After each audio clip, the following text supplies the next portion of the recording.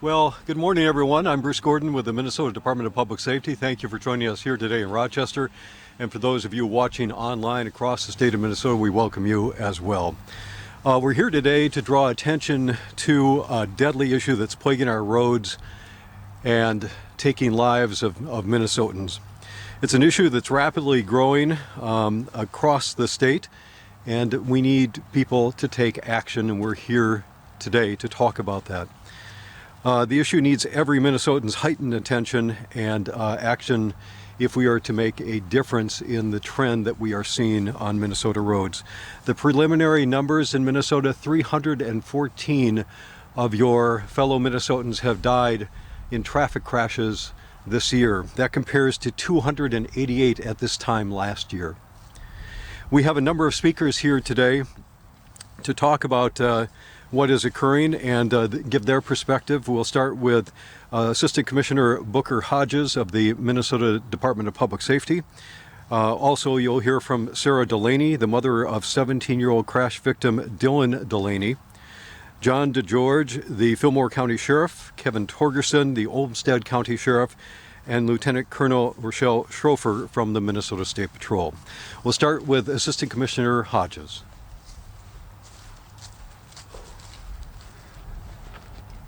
Welcome to Cold Minnesota.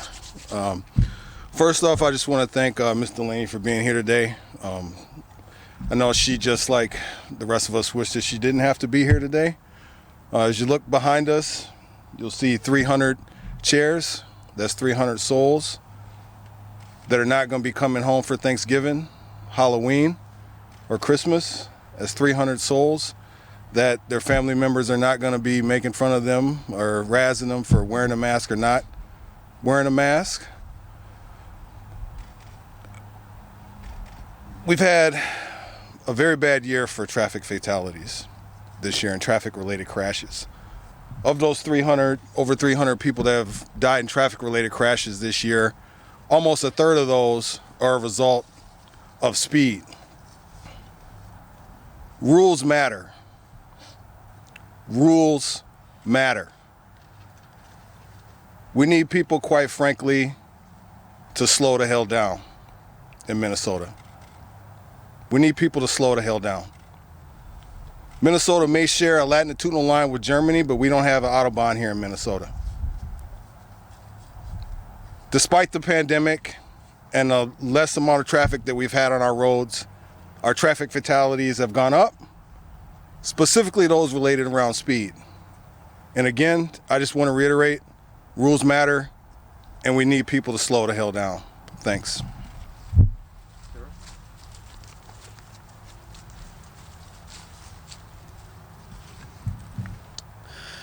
Those chairs you see behind me are symbols to many, but one of those chairs represents my son, Dylan.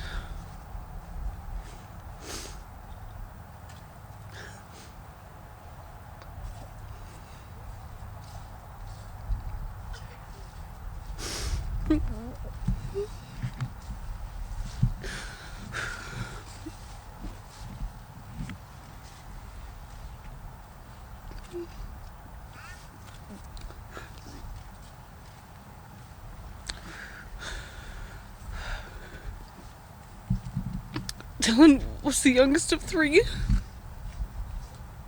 His two older sisters, Danielle and Dakota, hurt every day.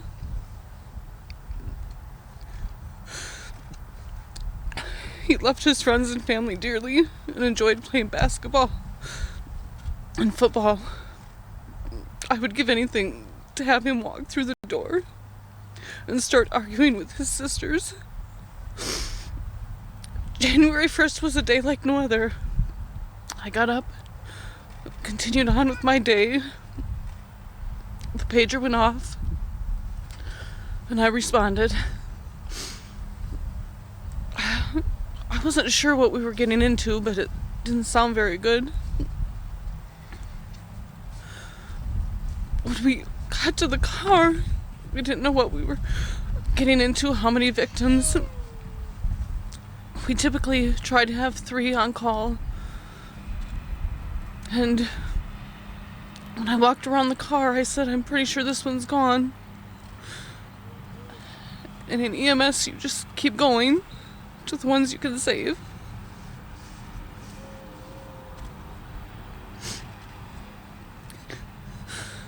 I proceeded around the car to help the driver, and I looked down and I seen this crazy wild hair that looked familiar. And I seen his bracelets, and I realized it was my son. Mother kicked in, I guess, I don't know, but the retired deputy that was there asked me to step away from the car. And I did, and it was just like that. The fire department, the entire ambulance crew, everybody was there. That day my life changed forever.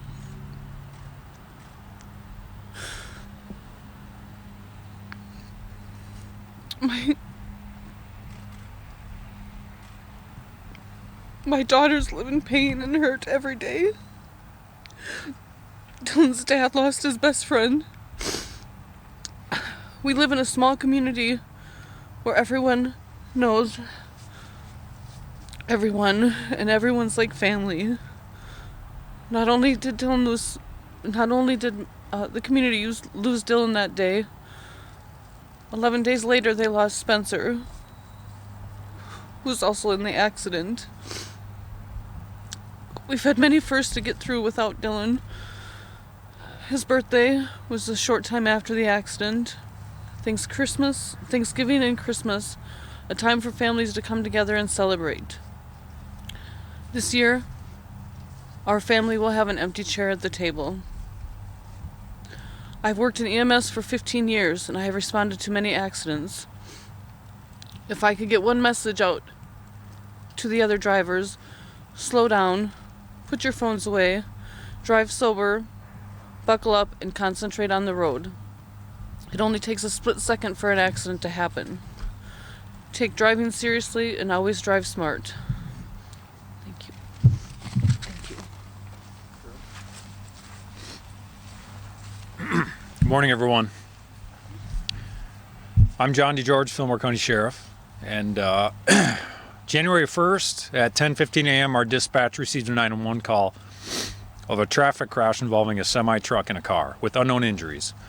Our deputy responded to the scene, expecting to find a crash, not knowing what else he would find. He didn't expect that he would find an accident involving children that he knew, some of whom weren't going to survive, a driver of a semi-truck that he knew who was also in a terrible situation, and a friend and director of the ambulance who was on scene, who you all just heard from, who lost her son that day. Assistant Commissioner Hodges talked about speed and how we need to slow down in Minnesota. I want to talk about complacency. When we don't expect to find what we find at a crash scene, it's because it wasn't on our mind. We had our goal in our mind, which was to help when we get there. But when we're driving a car, we also experience things that we don't expect, and complacency plays into that. The message I want to give today is about complacency. When we drive the roads we know that we drive every day, most of us don't even know the names of these roads. We know you turn left by the tree by this guy's house to get where you're going. Stop. Take an extra look. When you get to a stop sign, you're going to turn left onto a highway, or when you're approaching an intersection, or when you're driving down the road. Remember young men like Dylan and women and everyone else who's been killed in crashes in Minnesota this year. Don't let their deaths be in vain. Remember, complacency kills.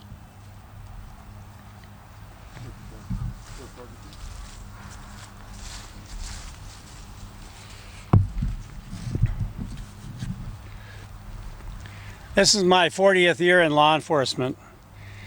And during the advent of COVID-19 pandemic, it became very apparent that drivers were taking extra risks as speeds, fatalities, and serious injury crashes increased.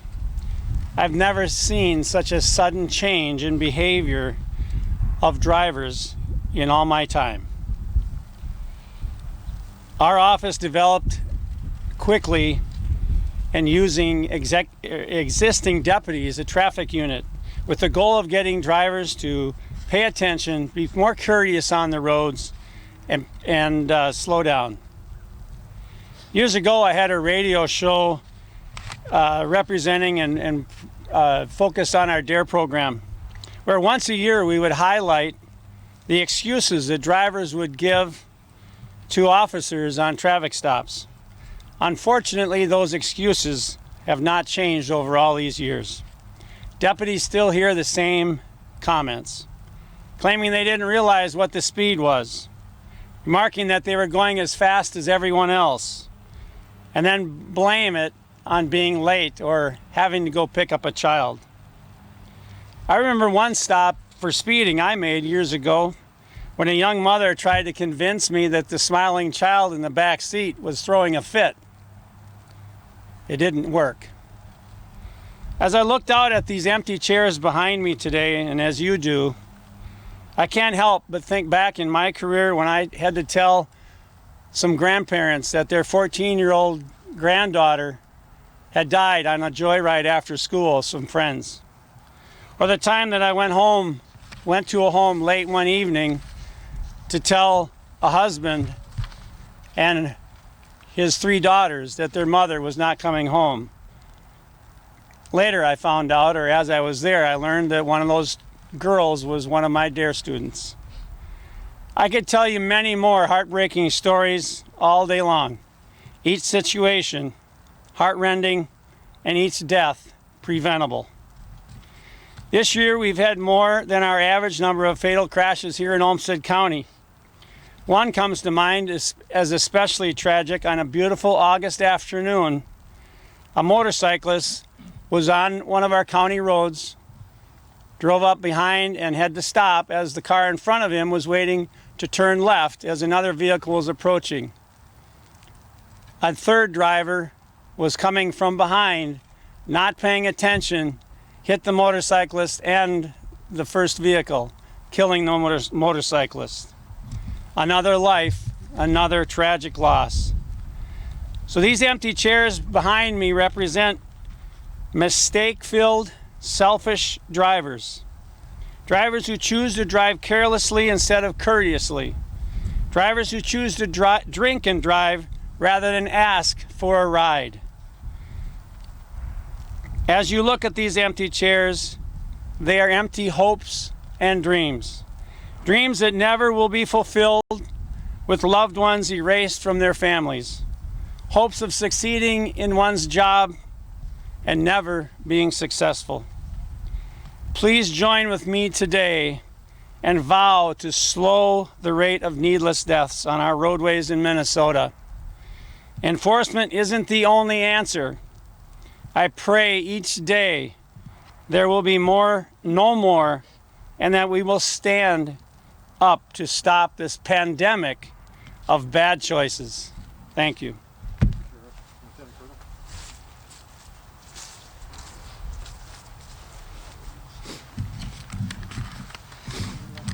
Good afternoon, and thank you for joining us this morning. I know the weather's not ideal. Temperatures are cold. I realize I'm the last speaker that stands between you and a warm car, but I'm not going to cut this short. And I'm not going to cut it short because what we have to say here today is of utmost importance. We're trying to get the traffic fatalities on our roadways reduced. The numbers of fatalities have been climbing, and frankly, there's things that each and every one of us can do. Spending time here an hour out in the cold pales in comparison to what the families are going through and the suffering that they actually endure after experiencing a loss of someone on the roadway. Troopers, deputies, and officers have seen an unusual variation of traffic violations this year. Everybody who's been at this podium today, you've heard them speak about speeds. I want to tell you a little bit about speed. And as I think about this, I truly am in dismay. I'm frustrated, and I'm sad because the actions that people are taking on our roadways are killing people.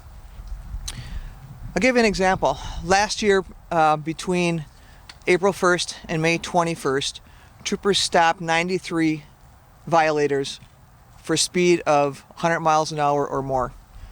This year, in 2020, between April 1st and May 21st, troopers have stopped 232 drivers for driving in excess of 100 miles an hour. And frankly, those are the ones we've been able to catch and stop. It's a 149% increase over last year. The rate of aggressive speeding driving that we're seeing is off the charts right now. The all too common impaired driver, the all too common distracted driver, the all too common unbelted driver, we're seeing those as well. The decisions that people are making out on their roadways are selfish decisions. The decision to drive aggressively and not follow the speed limits, the decision to drink and drive, the decision to be distracted by something in your car and not pay attention to what's going on around you are selfish decisions, and those decisions are killing people on our roadways. Fatal crashes can have more than one contributing factor. You heard the sheriff mention here today that speeds are up, and they are. Speeds are an inordinately number of speeds are contributing to our fatal crashes right now. In comparison to years past, the contributing factor of speed has for some reason been accounting for more fatalities than in past years. Also, we're continuing to see unbelted drivers. The number of unbelted drivers and passengers dying from fatality crashes has increased this year. To help prevent the tragedies, there are traffic safety enforcement efforts that involve all of Minnesota's law enforcement partners that are occurring on our roadways. We have stepped up increased enforcement efforts. We have increased partnerships with other agencies to try to get out on the roadways and have a visible presence that helps us reduce the number of distracted drivers and speeding drivers and aggressive drivers that we're seeing. This week, the statewide virtual Towards Zero Death Conference began. That is a conference that gives us an opportunity where law enforcement partners can come together, city and county engineers can come together, EMS and healthcare partners can come together, and we come together and we try to strategize about ways to improve safety on our roadways, ways to improve safety so we can decrease the number of traffic deaths that are happening. Unfortunately, we can't do that alone. We need the help of every Minnesotan. We need the help of everybody who gets into a vehicle, whether you're a passenger or a driver. We need you to buckle up, put the seatbelt on. It's a simple thing to do, but it can save your life, and it can save enormous amounts of grief from family members that you may leave behind if you die from being unbelted in a traffic accident. Always arrange a sober drive, ride home. Don't drink and drive. Pay attention to what you're doing. When you're in the vehicle, keep your eyes up on the road. Pay attention to what's going on in front of you and what's going on around you. And finally, please, please pay attention to the speed limits and drive with prudence. Speed limit driving doesn't mean on a day like today that you drive 65 miles an hour on the highway, right? It means that you adjust your speeds to drive safely according to the weather and traffic conditions. So I'll leave you with that as you go home today. Please be careful driving, and I'll turn it back to Bruce Gordon. Thank you. Thanks, Lieutenant Colonel. We are open for questions. Anybody with a questions for any of our speakers here today?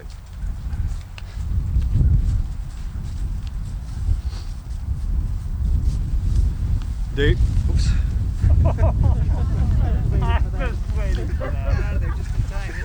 Perfect timing, perfect place. Oh my.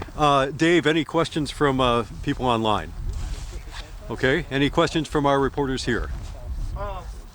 When it comes to this year with this pandemic, what can you paint a picture of what you figured out from people?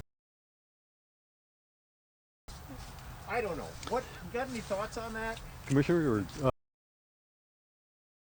We just more, so there was fewer vehicles on the road, and people, and we saw it locally here in our county. We saw it around southeast Minnesota, and I know across the state, and the State Patrol could speak to that, people were just taking more chances. The speeds went up amazingly, and we've reported it through our social media, the number of times that we've had speeds in 3 digits, and we might get 1 or 2 of those a year. We're seeing that and I hate to say it, routinely now. And it's just people taking more chances. They saw the open roads and away they went, and they just haven't changed the behavior. And we just need everybody to do better and slow down, be more courteous, buckle up, all the things that we tell people all the time. So, have you noticed since they put in the law about don't text and drive, has that been a positive, or is it too early to tell? Lieutenant Colonel? I'd be happy to address that. I think it's been a positive. We definitely have less people playing with their cell phones, looking at their cell phones when they're driving. But one of the things I want to stress here today, in the hands-free law was a great law for saving lives on our roadways. There's a lot of other things in the vehicle that distract us. There's a lot of things that might not be illegal. For example, engaging in conversation with somebody, playing with the channels on your radio, playing with the GPS that you can legally use that's embedded into the dash of your car. There's still things out there I think that we can improve upon. I really think if drivers focused on when they get into the car, before they put the car in drive, they get prepared to drive, take care of all the distractions before they put the car in drive, and then just drive. Watch what you're doing and drive. One more. It's snowing today. Last week at this time it was about 75 degrees. More speeding in ideal conditions or what? Where we live and any of this? I'm trying to thought. So, well, people speed in all conditions. I mean, I've been a police officer for 15 years, and normally my thing was traffic. People speed in all conditions, and typically now when we're getting that season in transition, you'll still see some people speeding, regardless of the weather. Yeah. Yep.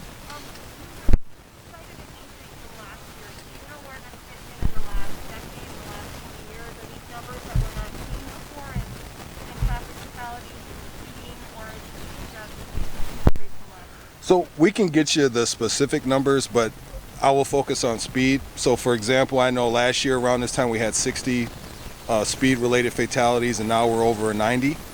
That's a significant increase for speed-related fatalities, but we can for sure get you some historical numbers on that. Any other questions?